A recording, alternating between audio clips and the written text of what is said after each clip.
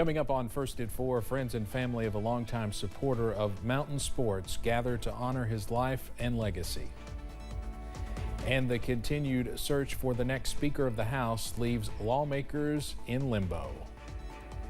Plus, we are back in the 70s this week. The details on above average temperatures coming up as Mountain News First at 4 starts right now. Dedicated to Eastern and Southern Kentucky, this is WYMT Mountain News First at 4. Good afternoon, I'm Steve Hensley. First at 4, a former teacher, broadcaster, and mountain sports supporter was laid to rest today. Friends and family gathered at Maggard's Mountain View Chapel to remember the life of Harlan Jr. Davidson, who died on October 19th. He was a longtime former member of the WYMT Mountain Classic Basketball Tournament Committee. A.J. Miller officiated the funeral and says they grew up together in the Chavies community. I knew Junior. I went to school with him at Chavies, and we was always good friends. And he went on to Hazard High School. I went to Buckhorn, and later on in years, he worked down the office at Falcon Coal, and I run a dozer up on the strip job, and we was always good friends. Miller says Davidson will be missed as he brought joy to the lives of many. He was 79 years old. We'll have more on the impact Davidson had on the people in his life tonight at 6.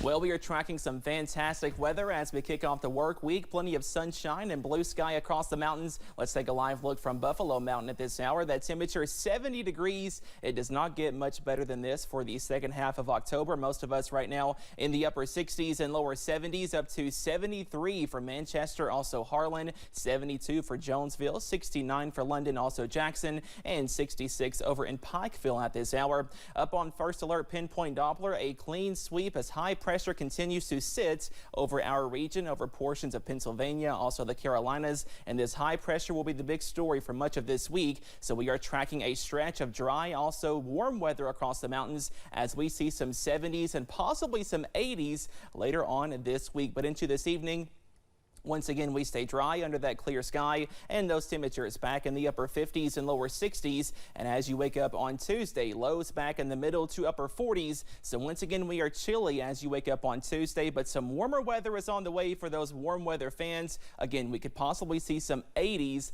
later on this week. The details on that coming up in just a few minutes. Steve? Cameron, thank you. It is day 20 since former House Speaker Kevin McCarthy was pushed out of his seat, and we still do not have his replacement. That leaves Congress in a state of limbo, not able to do anything. Our Washington correspondent Ashanti Ford joins us now with the latest from Capitol Hill. Last week, 3 failed floor votes led Ohio Congressman Jim Jordan to withdraw from the race for Speaker. Now just under a dozen people throwing their hat in the ring.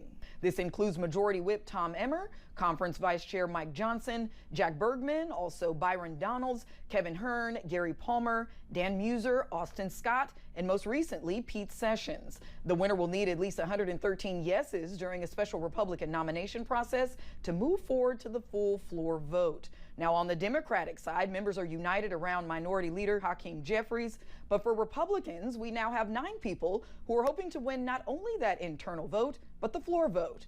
That's where Representative Jim Jordan got stuck, unable to get the 217 votes needed to win speakership. I'm Ashanti Ford with the latest from Washington. And of course, we'll keep following it. Officials at the Bluegrass Army Depot in Madison County plan to discuss next steps in the decontamination process at a meeting tonight. Earlier this month, the depot held a ceremony celebrating the destruction of all its chemical weapons stockpile. The years-long project ended back in July. The final phase includes destroying waste and decontaminating facilities. Leaders want to conduct a feasibility project for what will happen next in a meeting tonight at 6.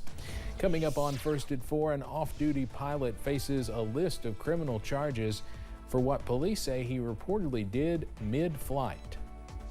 Plus, we are tracking a stretch of dry weather across the region. Your forecast coming up after this break.